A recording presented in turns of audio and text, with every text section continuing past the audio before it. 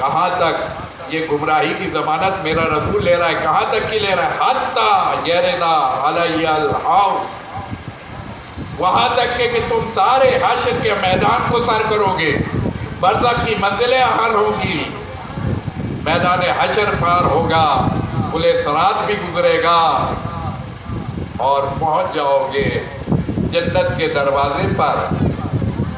کون سا جنت کا دروازہ؟ کہ جہاں میری سبیل لگی ہوگی، جس کا نام حوض کوثر ہے، میں اس سے تمہیں سیراب کروں گا۔ اللہ اکبر! سمجھ آیا؟ میرے رسول نے ضمانت کہاں تک دی؟ بس آج مقدماتی گفتگو رہے گی، اور انشاءاللہ اس تسلسل کو آگے بڑھائیں گے کہ قرآن اور اہل بیت میں کیا رشتہ ہے، کیا قربت ہے، کیا انسجام ہے، کون سی ایسی منزل ہے کہ جسے میرا رسول دینا چاہ رہا ہے، امت کے حوالے کرنا چاہتا ہے۔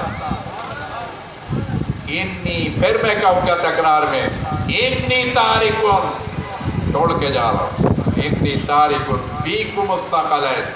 یہ ثقل کیا ہے؟ انشاءاللہ آج کی گفتگو میں نہیں آج کی بات، لیکن آج تو صرف اتنا سمجھ لیجئے، دو وزنی چیزیں دے رہا ہوں، جو بھاری چیزیں دے رہا ہوں، ثقلین، یہاں اور آسمان، دونوں جہان تمہارے حوالے کروں گا۔ یعنی قرآن اور اہل بیت سے جو متمسک ہو جائے تو پھر اللہ خود یہ کہہ رہا ہے اپنے رسول کی زبان سے، ان ہوا الا وحی یوحی، میرا رسول کلام نہیں کرتا، میرا رسول بولتا نہیں،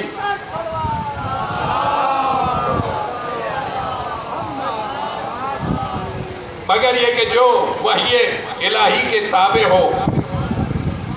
لہذا اب صرف فرق سمجھ لے، نوجوان دوستوں کا مجمع ہے اور بہت ساری باتیں، سوالات اٹھتے رہتے ہیں آپ کے ذہنوں میں۔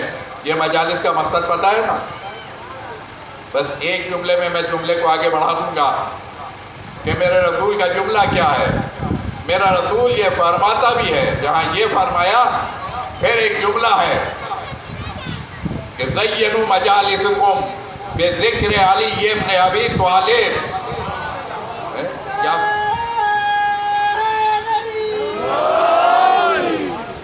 زینوا مجالسکم، زینت دو اس چیز پر، اپنی جلسوں میں، اپنے جلوسوں میں، اپنی مجلسوں میں، اپنی نشستوں میں، اپنے کیا ہے ہر وہ جگہ۔ یہ مجلس، ایک مجلس یہ ہے، اور عربی کی مجلس ہوتی ہے ہر نشست و برخاست، جہاں بیٹھو جہاں اٹھو اس جگہ کو طہارت دیا کرو علی کے ذکر سے۔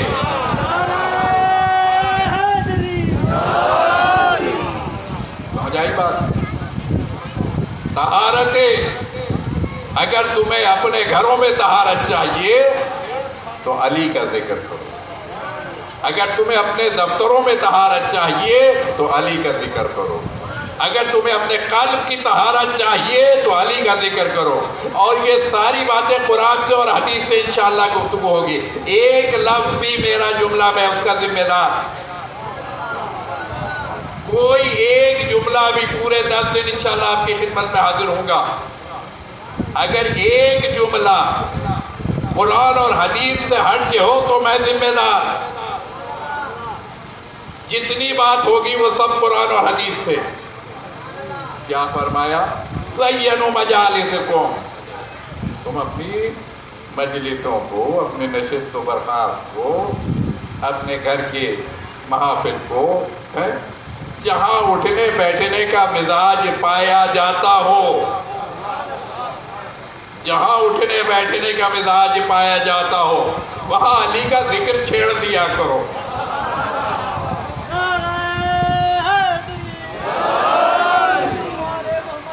بس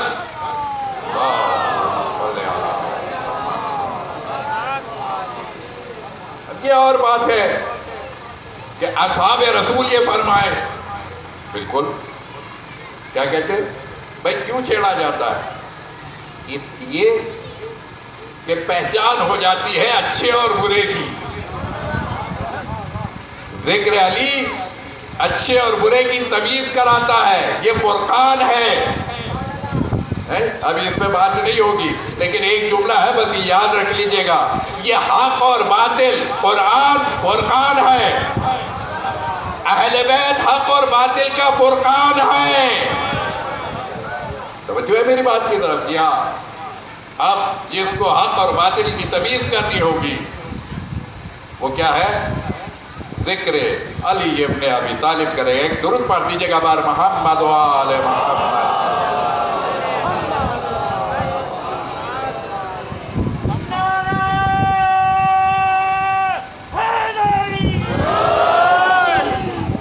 بس یہ گزارش ہوگی کہ کل انشاءاللہ وعدہ کیا ہے، کیونکہ اگر سامعین نظر نہیں آئے اور ظاہر سی بات ہے کہ آپ ہمیں دیکھیں ہم آپ کو نہ دیکھیں، اس لیے کہ فرش اعضا ہم بچھاتے کیوں ہیں؟ فرش اعضا بچھاتے اسی لیے ہے کہ زینوا مجالسکم بذکر علی ابن ابی طالب، علی کے ذکر سے اپنی مجالس کو کیا ہے؟ زینت دیا کرو، رونق دیا کرو، معطر کیا کرو، اس کی فضاؤں کو آلودگی سے پاک کیا کرو۔ اور آج بھی اگر دنیا میں وبا آئی ہے، پینڈیمک آ گیا ہے، فضا خراب ہو گئی ہے، تو یہ ذکر علی ابن ابی طالب ہی ہے جو اس فضا کو پاک کر کے دے گا۔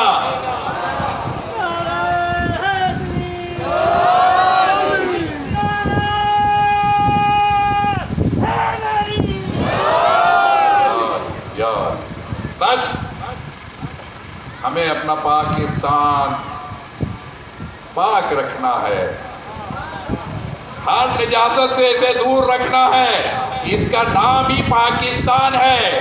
اسی لیے ہم ہر چپے چپے پر، گلی گلی میں، کوچے کوچے میں ذکر علی ابن ابی طالب اسی لیے کرتے ہیں کہ اس کا چپا چپا پاک رہے۔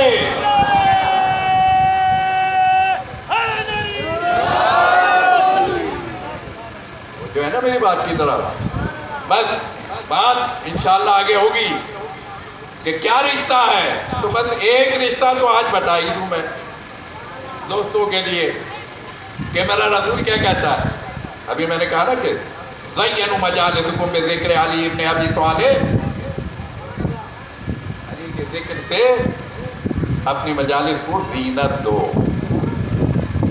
بھئی اگر کچھ ہوگا تو زینت ہوگی نا،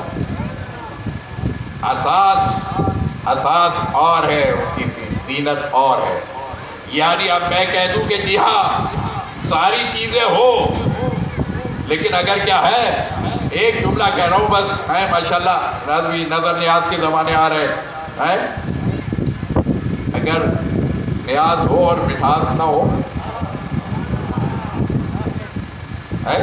بھئی نیاز ہو اور مٹھاس نہ ہو، شربت ہو اور شکر نہ ہو،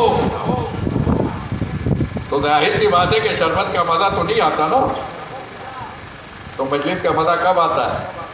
میرے رسول نے بتایا کہ دیکھو یہ نیاز ہو تو اس کی شیرنی کا نام علی ہے، توجہ ہے، اگر شربت ہو تو اس کی مٹھاس کا نام علی ہے، توجہ ہے میری بات کی طرف؟ جی ہاں، بس میں تو صرف اتنی بات سمجھا رہا ہوں۔ اور اگر گھر ہو تو گھر کی زینت کا نام علی ہے، اور اگر دل میں ایمان ہو تو ایمان کی معراج کا نام علی ابن ابی طالب ہے۔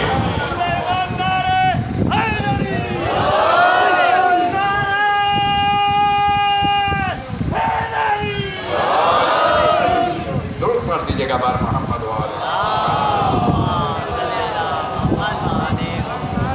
بس بہت قریب کرنا ہے مجلس کو، یقیناً یہاں فرمایا العلی مع القرآن والقرآن مع العلی۔ کس نے کہا؟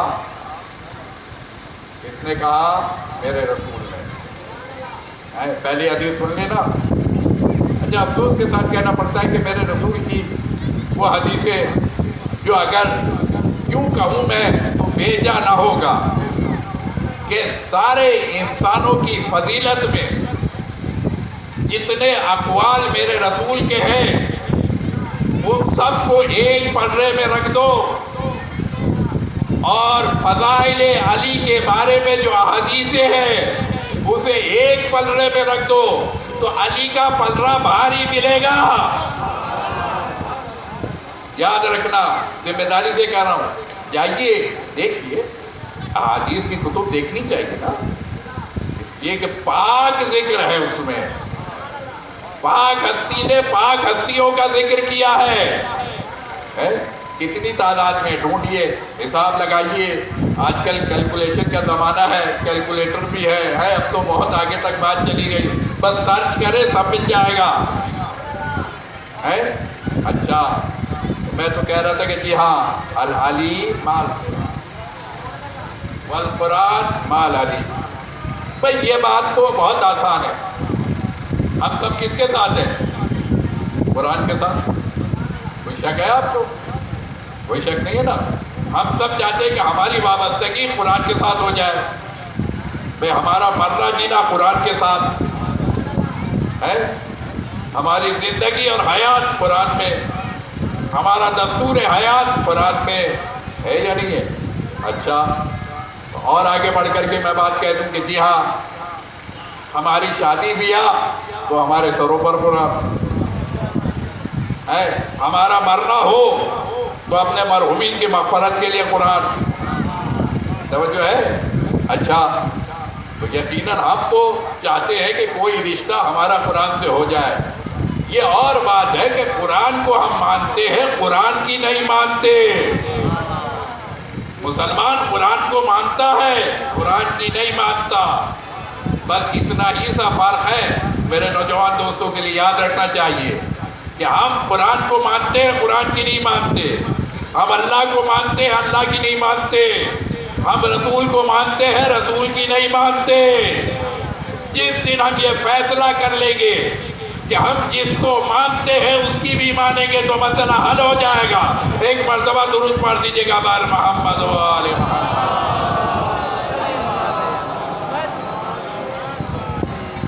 جزاک اللہ. العلی مال قرآن والقرآن مال علی. بھئی یہ بات تو ٹھیک ہے کہ ہم قرآن کے ساتھ، لیکن کیا قرآن بھی کسی عام انسان کے ساتھ ہوگا؟ توجہ رکھیے گا میری بات کی طرف. ذرا نازک منزل ہے، ذرا اس نازک منزل کو سمجھیے گا. رسول نے یہ فرمایا بالکل صحیح، العلی مال قرآن. ایک مشکل کہا ہے. اور بہرحال اکثر بزرگان دین و ملت سے گفت و شنید کا موقع ملتا رہتا ہے تو بہت ساری چیزوں پر بہت سارے سوالات اٹھ جاتے ہیں. بھئی یہ نہ کہا کرے کہ میں کیا کروں کہ جب میرا رسول یہ کہہ رہا ہو کہ العلی مال قرآن، علی قرآن کے ساتھ، اور پھر آگے بڑھ کے کہے والقرآن و مال علی، قرآن علی کے ساتھ. میں نے کہا یہ کیا منزل ہے؟ یہ باریک منزل ہے. میں کہوں گا تمام اہل فکر و نظر سے کہ اس پر غور کریں. اس جملے پر میرا رسول ما ینطق عن الہوی، نہیں کلام کرتا. اس کا کلام اتنا مستند ہے کہ بس اتنا سمجھ لیا جائے کہ اگر یہ قرآن میں اور قول رسول میں فرق کیا ہے، آج اس کو بھی سمجھ لیجئے. جب بات آ گئی تو یہ جملہ لے لیجئے، کام دے گا آپ کو بہت. کیا فرق ہے؟ کوئی فرق نہیں. قرآن میں اور حدیث میں کوئی فرق نہیں. آپ کہیں گے مولانا عجیب بات کہہ دی آپ نے. بھئی قرآن میں اور حدیث میں فرق نہیں ہے. قرآن اللہ کا کلام، حدیث رسول اللہ کا کلام. میں نے کہا آپ فرق سمجھیے، ہم اس میں فرق نہیں سمجھتے. جو اللہ کا کلام ہے وہی رسول اللہ کا کلام ہے، جو رسول اللہ کا کلام ہے وہی اللہ کا کلام ہے. یہ دونوں میں دو ہی نہیں ہے، وحدانیت ہے، وحدانیت ہے. اسی لیے قرآن نے کہا ہے ما ینطق عن الہوی، یہ اپنی خواہش نفس سے کچھ نہیں کہتے. ان کا کوئی جملہ اپنا نہیں ہے. جب تک کہ وحی الہی نہ ہو جائے، وہ وحی الہی کے تابع ہوتا ہے ان کا ہر جملہ، ہر قول۔ لہذا پھر میں کہوں گا قرآن اور حدیث کیا فرق ہے؟ سمجھیے میرے دوستوں، یہ مجالس اعضاء علم بانٹنے کا ذخیرہ ہے، یہ علم لینا ہے، ایمان لینا ہے، اپنے ذہن کی پاکیزگی لینی ہے، قلب کی طہارت لینی ہے، یہ نجات ابدی کا سامان ملتا ہے یہاں۔ کیا ملتا ہے یہاں؟ نجات ابدی، دونوں جہان کی عبادت، دونوں جہان کی نجات اسی در سے ملے گی۔ اسی لیے فرش اعضاء بچھاتے ہیں کہ خیرات بڑھتی ہے اسلام اور ایمان کی ان مجالس میں۔ جو لوگ سال بھر دین سے دور ہو جاتے ہیں، یہ اس لیے بچھایا جاتا ہے کہ دین سے قریب ہو جائے، یہ اس لیے بچایا جاتا ہے کہ اسلام سمجھ میں آ جائے، یہ اس لیے بچھایا جاتا ہے کہ رسول کی معرفت ہو جائے، یہ اس لیے بچھایا جاتا ہے کہ آل رسول کا مرتبہ سمجھ میں آ جائے۔ توجہ ہے نا؟ کیا اچھا، پھر میں کہوں گا کیا فرق ہے قرآن اور حدیث میں؟ ہے نا؟ میرے ساتھ ہے نا انشاءاللہ، اور اگر ساتھ ہے تو ایک مرتبہ بآواز بلند صلوات پڑھ دیجیے۔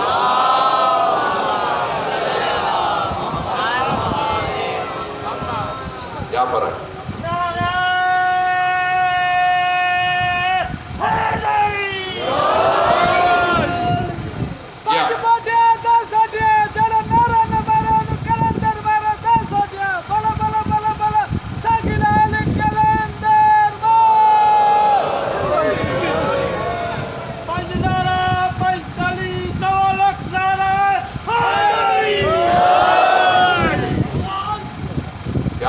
ہے؟ کیا فرق ہے؟ فرق بتاؤ، اتنا سا فرق ہے کہ میرے رسول نے یہ کہہ دیا، یہ بھی قول رسول ہے، میرے رسول نے بتا دیا کہ دیکھو یہ قرآن ہے، یہ میرا قول ہے۔ اگر میرا رسول یہ نہ بتاتا، میرا رسول، پھر میں کہہ رہا ہوں، یہ نہ بتاتا کہ یہ حدیث ہے یا قرآن، تو کون سا ایسا انسان ہے جو یہ تمیز کر سکتا ہے کہ یہ قرآن ہے یا حدیث؟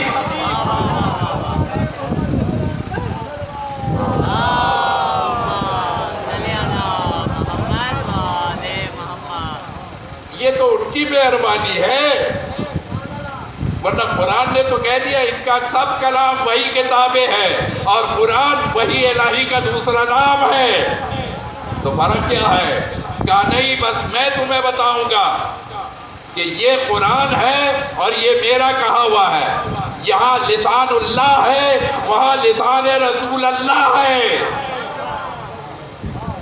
توجہ ہے میری بات کی طرف؟ بھائی اتنا سا فرق، اس سے زیادہ کوئی فرق نہیں۔ یہ اور بات ہے کہ کون سی حدیث ہے اور کون سی حدیث نہیں ہے، یہ اور بات ہے۔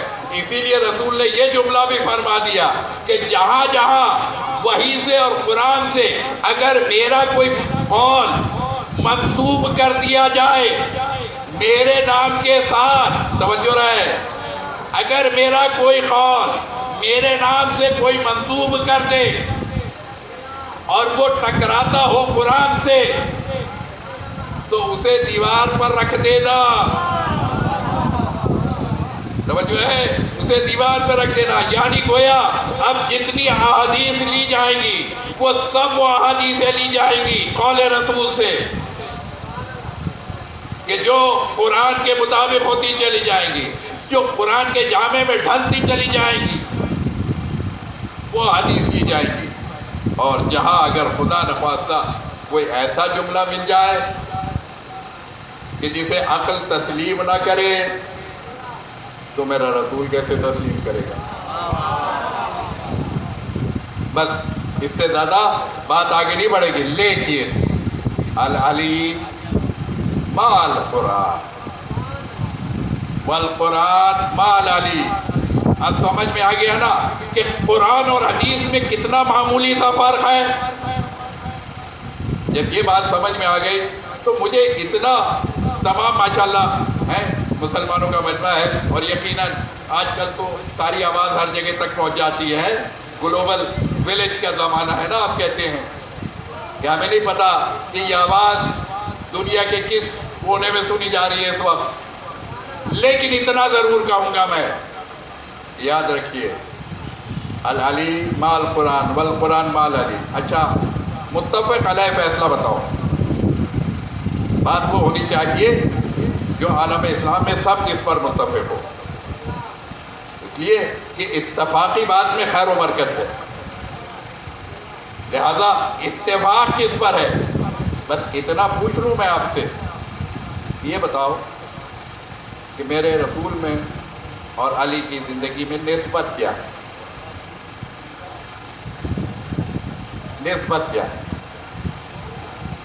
اچھا بھائی اب ایک جملے میں کہہ دیتا ہوں تاکہ بات اور سمجھ میں آ جائے کہ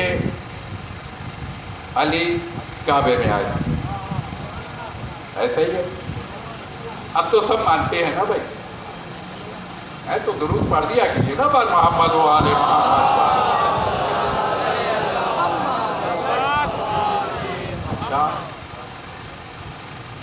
یہ علی آئے کعبے میں، آئے اللہ کے گھر میں، گئے کہاں سے؟ اللہ کے گھر میں۔ اچھا بھائی درمیان کی زندگی کہاں ہے؟ رسول اللہ کے گھر میں۔ اس کے باہر دکھاؤ علی، اس کے باہر آپ تاریخ دکھا دیجیے، ہم مان لیں علی ملیں گے یا اللہ کے گھر میں یا رسول اللہ کے گھر میں، اس سے باہر کہیں نہیں ملتے علی۔ اب جسے علی کو ڈھونڈ رہا ہے وہ یا اللہ کے گھر جائے گا یا رسول اللہ کے گھر جائے گا؟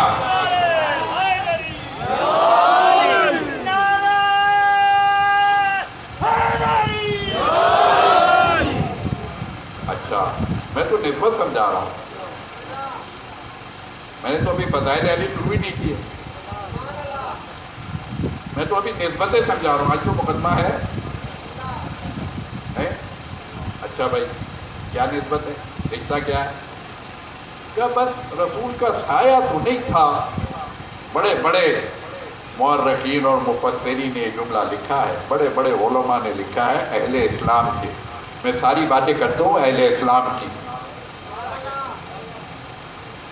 کہ رسول کا سایہ نہیں تھا، مگر اگر کوئی سائے کی طرح تھا تو وہ علی کے علاوہ کوئی نہ تھا۔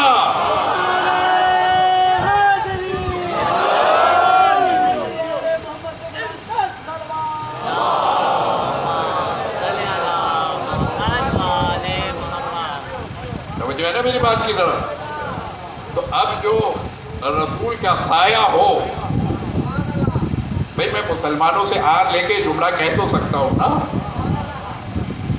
کہ جو رسول کے سائے کی طرح ہو،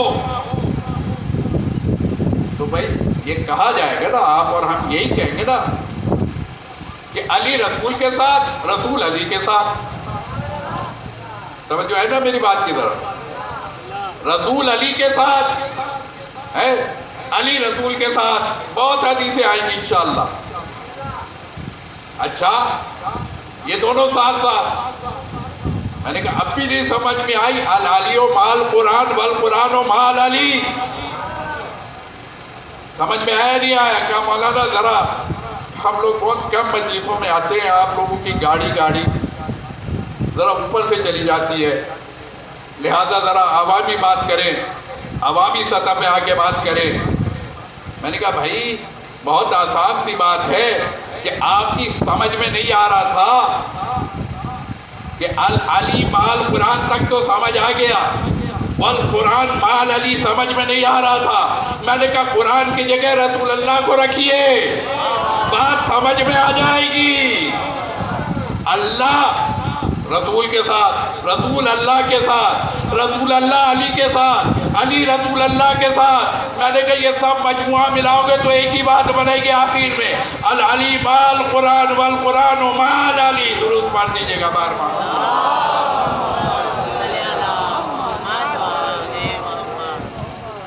بس چونکہ یقیناً آج کچھ مجلس تاخیر سے شروع ہوئی اور یقیناً پہلی مجالس میں ہو جاتا ہے، لہذا کل انشاءاللہ وقت پہ آپ کی خدمت میں حاضر ہوں گے اور وقت پہ آپ سے اجازت لیں گے۔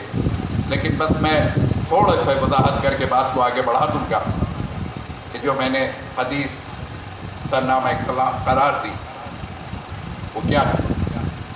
انی تارک فیکم الثقلین، میں تمہارے درمیان دو بھاری چیزیں دے کے جا رہا ہوں، اور یاد رکھنا ایک ہاتھ سے قرآن کو تھامنا، ایک ہاتھ سے اہل بیت کے دامن کو تھام کر، یہ دونوں چھوٹنے نہ پائیں۔ اللہ نے دو ہاتھ دیے ہیں، اسی لیے تو دیے ہیں کہ قرآن بھی تمہارے پاس اور علی بھی تمہارے پاس، بس اہل بیت بھی تمہارے پاس۔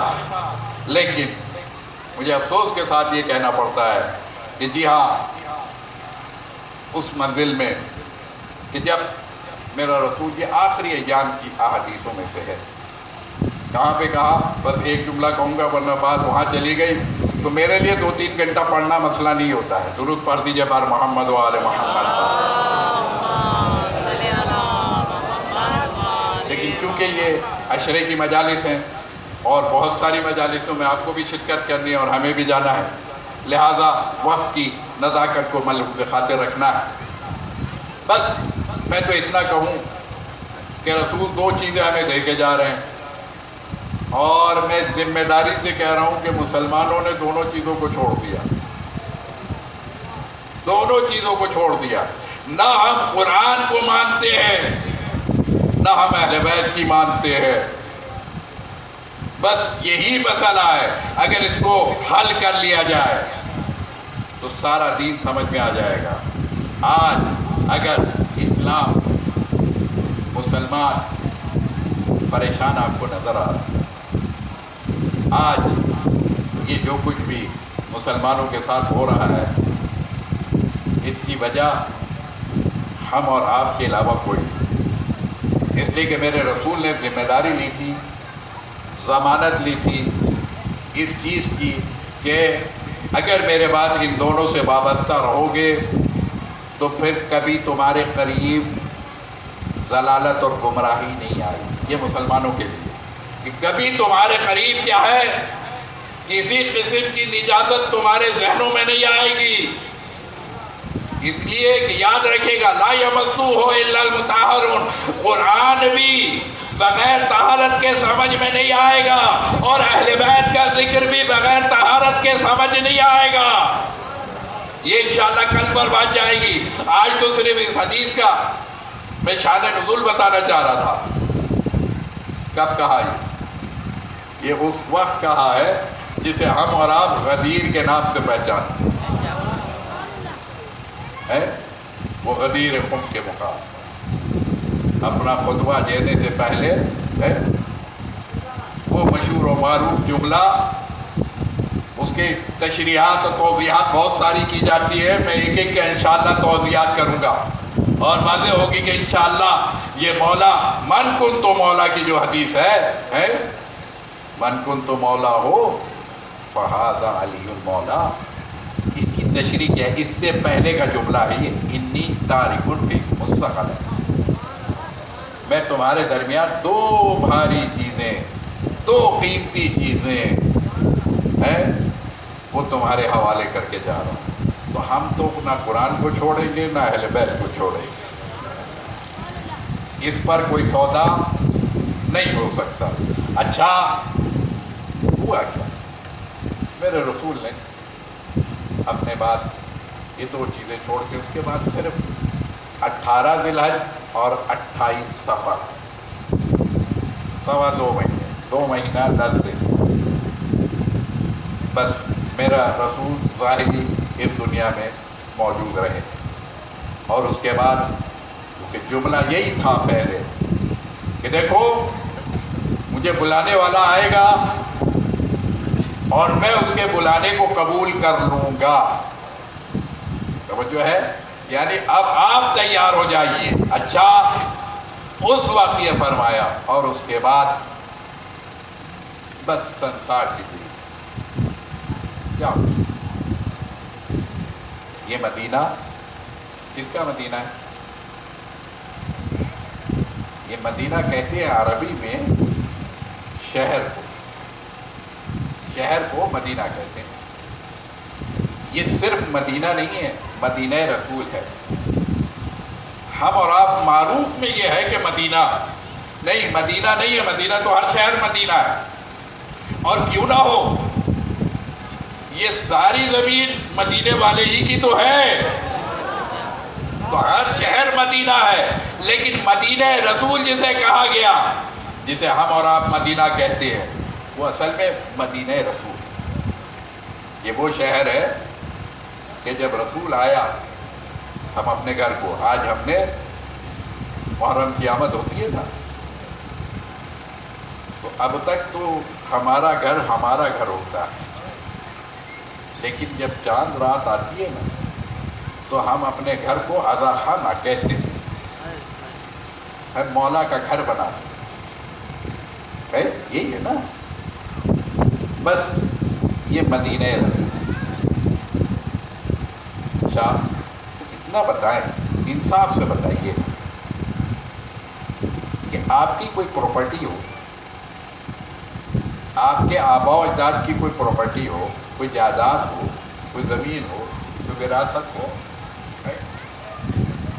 آپ کے دادا نانا کی جو ہے نا، اچھا ایک گھر ہو تو کوئی آپ کو اس سے بے دخل کر سکتا ہے؟ نہیں نکال سکتا نا بھائی، اور نکالے تو کیا ہوتا ہے؟ وہ ظالم کہلاتا ہے کہ بھائی یہ تو ان کے آباء و اجداد کا ہے، اس کو کیوں یہاں سے ہٹایا جا رہا ہے، اسے کیوں یہاں سے روانہ کیا جا رہا ہے؟ یہی ہے نا۔ سب کھڑے ہو جائیں گے اہل محلہ، خبردار یہ نہیں جائیں گے، اس لیے کہ یہ تو ہم ان کی پشتوں میں دیکھتے آ رہے ہیں کہ یہ ان کی جگہ ہے، یہ ان کی زمین ہے، یہ ان کا گھر ہے، یہ ان کی جائیداد ہے۔ اچھا بس بہت ہاتھ جوڑ کے میں مسلمانوں سے سوال رکھتا ہوں،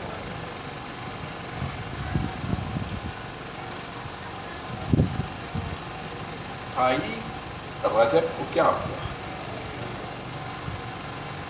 میرا رسول مکے سے ہجرت کر کے مدینے میں آیا، اور مدینہ کیا ہے، مدینے والوں نے رسول کے نام کر دیا۔ کس کے نام کر دیا؟ رسول کے نام۔ اب یہ مدینہ رسول ہو گیا، یثرب سے نام تبدیل ہو گیا اس کا۔ پہلے رسول سے پہلے سے یثرب کہا جاتا تھا، اب جب سے میرا رسول آ گیا یہ مدینہ رسول ہو گیا، اور 60 ہجری تک اہل بیت کا گھر ہے۔ بس میں اتنا پوچھوں کہ اگر کوئی آ کر کے نواسے سے یہ کہے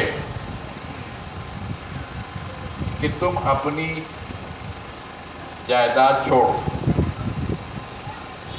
اب تم اس شہر میں نہیں رہو گے، جو شہر تمہارے اور تمہارے نانا کا شہر ہے اسے چھوڑ کر کے راتوں رات نکلو، اللہ اکبر، ذرا مجھے اتنا تو بتائیے کہ منزل کیا ہوگی آپ کی؟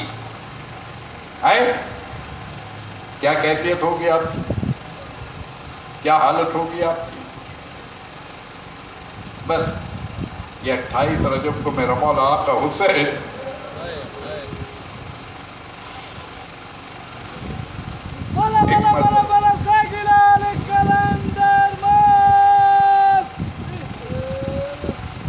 بس ایک منزل آئی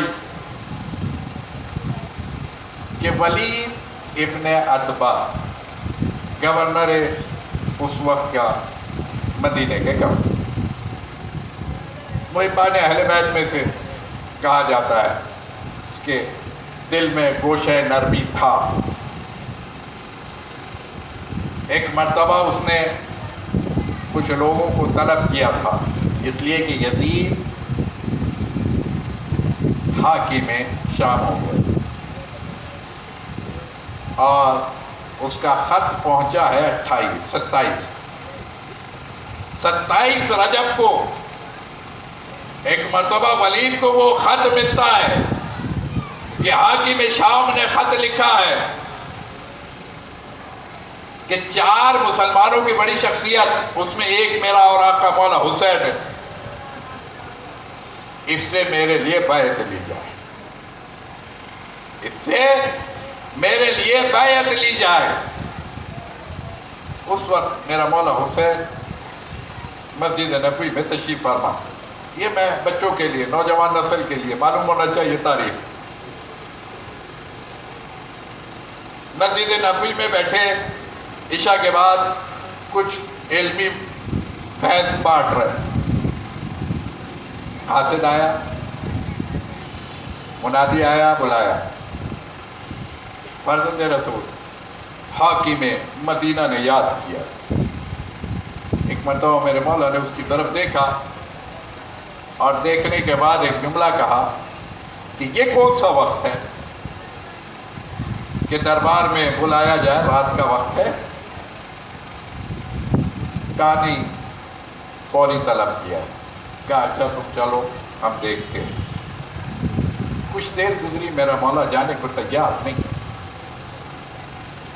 پھر آیا، پھر آنے کے بعد کہا یہ ولید یاد کر رہے، میں نے کہا ہاں دیکھتے۔ تیسری مرتبہ آیا اور آنے کے بعد اصرار کیا کہ فرزند رسول ولید حاکم مدینہ یاد کر رہا ہے، فوراً چلے۔ ایک مرتبہ میرے مولا نے پھر پلٹ کے جواب دیا کہ اچھا دیکھتے، یعنی میرا مولا بار بار اس کو آگے لے جانا چاہ رہے ہیں کہ یہ منزل آ نہیں نہ پائے۔ میرا مولا دیکھتا ہے نا سب کچھ، جانے کو تیار نہیں۔ میں نے کہا کہ ہاں، کون مدینہ چھوڑنے کو تیار ہوگا؟ میرا مولا سمجھ رہا ہے کہ ابو گھڑی آ گئی کہ جو نانا نے وعدہ لیا تھا، جو بابا بار بار بتاتا رہا تھا، اماں کرتا سیتی جاتی تھی، بیٹا حسین تجھے ایک دن مدینہ چھوڑنا ہوگا، وہ گھڑی آ گئی، وہ وقت آ گیا۔ اللہ اکبر۔ بس ایک مرتبہ میرے مولا نے جملہ کہا کہ حکم یہ ہے کہ ساتھ لے کے آئے، بس میرا مولا کھڑا ہو گیا۔ اور ایک مرتبہ پہلے بنی ہاشم سے نکل کے دارالعمارہ کی طرف جانا چاہ رہے ہیں، عمران بنی ہاشم، کون کون سی ہستی ہے؟ اللہ اکبر۔ مسلم ابن عقیل ساتھ ہے، عباس دلاور ہے، اور محمد ہے، علی اکبر و قاسم، سب ایک مرتبہ ہلکا کر لیتے ہیں۔ مولا کہاں جا رہے؟ کہا دارالعمارہ نے یاد کیا، کہا حالات اچھے نہیں ہیں، آپ اکیلے نہ جائیے۔ کہ اچھا ساتھ چلنا چاہتے ہو؟ میں آؤ، ساتھ لے گئے، دارالعمارہ کے دروازے پہ پہنچے، اور پہنچنے کے بعد ایک مرتبہ جوانان بنی ہاشم سے ایک جملہ کا، سب یہاں رک جاؤ، مجھے تنہا بلایا ہے، میں تنہا جاؤں گا۔ اللہ اکبر، میں تنہا جاؤں گا۔ ایک مرتبہ غازی عباس نے دیکھا، مولا تنہا جانے کے نہیں، ادھر سے مسلم نے دیکھا، ادھر سے علی اکبر نے دیکھا۔ میرے مولا نے پھر ایک جملہ کہا کہ آپ یہی انتظار کیجئے، اگر میری آواز بلند ہو تو آپ کو اختیار ہے کہ اندر آ جائیے، اور اگر میں بات کر کے واپس آ جاؤں تو ہم چلیں گے محلے بنی ہاشم واپس۔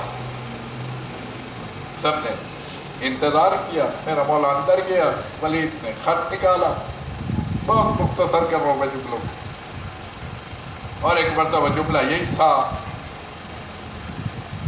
کہ حاکم شام جو ہے وہ اب یزید ہو گیا، اس کی بیعت کا سوال ہے۔ میرے مولا نے ایک جملہ کہا کہ یہ رات کی تاریکی میں، اور امت مسلمہ کا مسئلہ رات کی تاریکی کا نہیں ہے، صبح ہونے تو ہم دیکھیں گے، مدینے کی مسجد میں آنا ہے، مسجد نبوی میں فیصلہ ہوگا۔ یہ جملہ سن رہا تھا، وہیں مروان بیٹھا، ایک جملہ کہا ہے اس نے کہ دیکھو جو خط میں لکھا ہے نا کہ یا بیعت لے لو یا حسین کا سر لے لو۔ اللہ اکبر۔ ایک مرتبہ یہ جملہ آنا تھا، میرا مولا جلال کی عالم میں کھڑا ہوا اور آواز بلند ہوئی ادھر قبر بنی ہاشم۔ ایک مرتبہ دارالعمارہ کے اندر آئے، میرے مولا نے کہا بس تلواروں کو میان میں رکھو، اور رات بھر میرا مولا کبھی نانا کی قبر پہ جاتے ہیں، کبھی اماں کی قبر پہ جاتے ہیں. بڑا بے چین، بڑا بے قرار ہے کہ اب مدینہ بھی چھوڑنا ہے، نانا کی قبر بھی چھوڑنی ہے، اماں کو ودا کرنا ہے. اللہ اکبر. میں کہوں ہاں یہ منزل آسان نہ تھی، لیکن ایک مرتبہ جب صبح کا اجالا ہوا، میرے مولا نے روانگی کی تیاری کی، بس ایک جملہ کہا تھا، اے مدینہ تیری حرمت کو سلام. اس لیے کہ میرا مولا جانتا تھا کہ نانا کی زمین کو میرے خون سے رنگی نہ کیا جائے، حرمت مدینہ کہیں پامال نہ ہونے پائے. حسین نے خیر بات کہا، ادھر کیا ہے، مدینہ سے نکلے ہیں اور حرم اللہ کی طرف گئے، یعنی کعبۃ اللہ میں گئے اور کعبے میں جا کر کے قیام کیا. اسی دوران بس 2 جملے اور آپ سے اجازت چاہوں گا. آج پہلی مجلس ہے نا، تو تھوڑا سا ذکر، چونکہ پھر موقع نہیں ملے گا. میرے مولا کو خطوط آ رہے، مسلمان پکار رہے،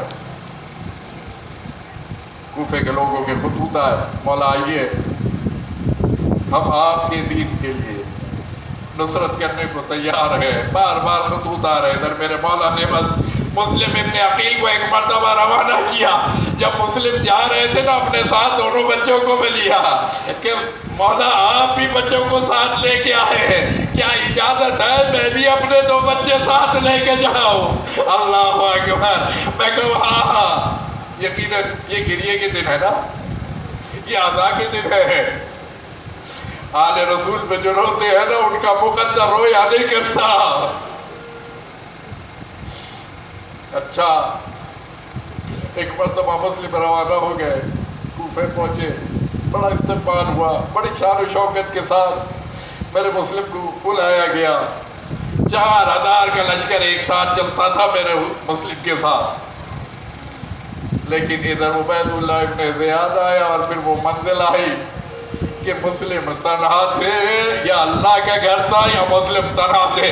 نماز پڑھا کہ جب رخ موڑ کے دیکھا ہے تو ایک مسلمان بھی اللہ اکبر مسلم کے ساتھ نہ تھا. حالی بھی اسیر ہو گئے. پہلا بس میں 2 جملے اور آپ کو اجازت دوں گا. اچھا اب میرا مسلم ہے، بچے جدا ہو چکے ہیں، مسلم کوفے کی گلیوں میں پھر رہے، اس لیے کہ حالات بہت خراب ہو چکے. کوئی اب مسلم کو اپنے گھر میں رکھنے کو تیار نہیں. میرا مولا ایک مرتبہ بیٹھ گیا، ایک دروازے اور ڈیوڑی پہ بیٹھا. کچھ دیر نہیں گزری، ایک بوڑھی عورت بار بار اپنے بچے کے آنے کا انتظار کر رہی تھی. دروازہ کھولتی ہے، دیکھتی ہے کہ بیٹا آیا نہیں، حالات صحیح نہیں ہے کوفے کے. ایک مرتبہ دیکھا کہ کوئی بزرگ بیٹھا ہے، پوچھا ہے مسافر کہ آپ یہاں کیوں بیٹھے ہیں، گھر کیوں نہیں جاتے؟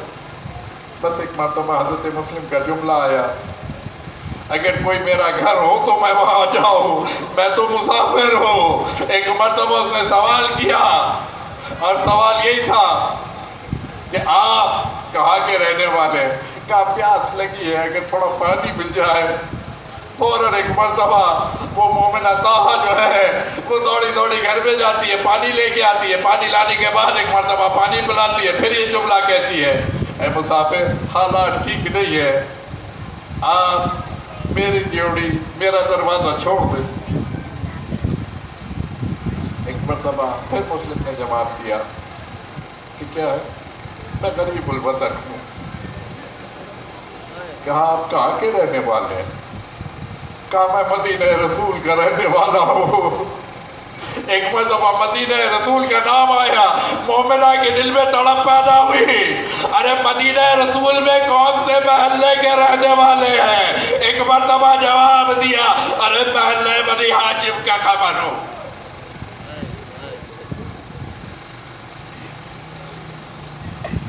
محلے بنی ہاشم، یہ تو میرے مولا کا محلہ ہے، یہ تو میرے سرداج کا محلہ ہے، یہ میرے آقا کا محلہ ہے. اللہ اکبر. آپ کا خاندان. کہا بنی ہاشم سے تعلق رکھتا ہوں۔ اللہ اکبر۔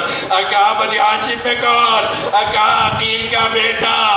ارے مسلم ابن عقیل ہو۔ ایک مرتبہ بڑھیا فوراً کھڑی ہو گئی، مولا جلدی کیجئے ہمارے گھر میں آئیے، آپ کے لیے باہر رہنا مناسب نہیں ہے۔ میرا مولا چاہتا نہیں ہے اس مومنہ کے گھر میں جائے، اصرار بڑھتا گیا، مولا رات ہے میرے پاس آ جائیے، صبح میں اجازت دے دوں گی۔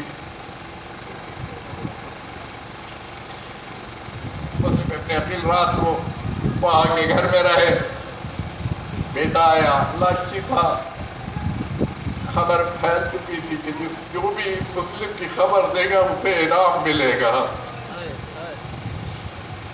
بس ایک مرتبہ رات کی تاریکی میں اسے محسوس ہوا کہ بار بار ماں جو ہے وہ کسی حجرے میں جاتی ہے۔ ایک مرتبہ میں کہوں گا حجرے میں جائے یا نہ جائے، مگر بنی ہاشم کی خوشبو نے ایک مرتبہ اسے مجبور کیا کہ اس حجرے کی خبر لے۔ جا کے اس نے خبر لی، معلوم ہوا کہ مسلم گھر پہ خاموشی سے لیٹ گیا۔ صبح ہوئی، اذان فجر کے ساتھ ہی نکل گیا، اور نکل کے ایک مرتبہ جانے کے بعد اشعث نامی کو جا کے خبر دیتا ہے کہ مسلم ہمارے گھر میں ہے۔ اللہ اکبر۔ ادھر میں کہوں کہ فوج یزید کے بس آنے کی آہٹ محسوس ہوئی۔ ایک مرتبہ مسلم نے اپنے اسلحے کو سنبھالا، اور سنبھالنے کے بعد چاہتے ہیں کہ گھر سے باہر جائے، بڑھیا سامنے آ جاتی ہے، مومنہ سامنے آ جاتی ہے، مولا گھر سے باہر نہ جائیے۔ اللہ اکبر۔ فوج آ رہی ہے، میرے مولا نے جملہ کہا، ارے ہم بنی ہاشم ہیں، ہم کسی کے گھر پر حملہ برداشت نہیں کرتے۔ ایک مرتبہ مسلم باہر آئے، اور باہر آنے کے بعد چاروں طرف سے گھیر لیا، مگر مسلم ارے ایک مرتبہ اس کے قابو میں نہیں آتے۔ 70 سے زیادہ فوجی ایک مرتبہ پہ نار کیے، اور رسد منگائی گئی۔ تو پوچھنے والے نے، عبید اللہ نے ایک جملہ کہا تھا کہ ایک آدمی کو پکڑنے کے لیے اتنی فوج چاہیے؟ کہا یہ قبر بنی ہاشم ہے، یہ عقیل کا بیٹا مسلم ہے، یہ کسی عام کے لیے تم نے نہیں بھیجا ہے۔ اللہ اکبر۔ اور اس کے بعد ایک سازش کے تحت ادھر کھڑا کھودا گیا، اور حضرت مسلم ایک مرتبہ اس طرف آئے، اور چاروں طرف سے الغار ہوئی، حضرت مسلم کو اسیر کیا گیا۔ بس جو جملے آپ مسا بولی ہے، بس میں تو صرف تاریخ بتا دی، بس اتنا پڑھ دوں گا کہ آپ رو لیجئے، آپ پرسہ دے دیجئے۔ یہ شہزادی ہمارے فرش پر آتی ہے، کیا لینے آتی ہے؟ اپنے دل سے کچھ آنسوؤں کے خطرے دے دو، اپنی آنکھوں سے گرے ہوئے یہ خطرے دے دو حسین کے نام پہ۔ اللہ اکبر۔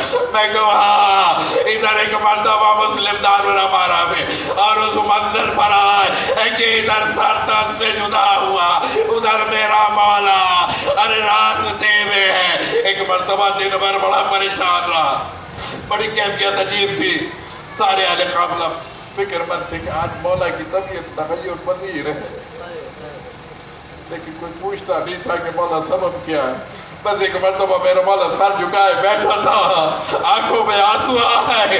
اللہ اکبر۔ ادھر غازی نے آ کر کے پوچھا، آقا یہ آنسوؤں کا سبب کیا ہے؟ سمجھتے ہیں نہیں آنسوؤں کی قیمت کیا ہے؟ اللہ اکبر۔ یہ رونے کا سبب کیا ہے؟ کہا میرا بھائی ارے مسلم، ارے اس کی شہادت ہو گئی۔ بس اتنا کہنا تھا۔ ایک مرتبہ پاس سے میرے غازی نے جملہ کہا، مولا مجھے بھی زیارت کرائیے، ادھر زیارت کرائی، کیا اجازت دیجئے؟ ایک مرتبہ بس میرے مولا نے کہا دوسری زیارت کرو۔ جانتے ہیں دوسری زیارت کیا تھی؟ جب ایک مرتبہ دارالامارہ کے ارے چھت سے ایک مرتبہ مسلم کے دھڑ کو زمین کی طرف بھیجا گیا، دکھایا میرے مولا نے غازی کو، غازی دیکھو آپ چاہتے ہو کہ مسلم کی نصرت کے لیے جاؤ، ارے نیچے میری مائی ہے، میرے لال، میرے مسلم، ارے میں مدینہ چھوڑ کے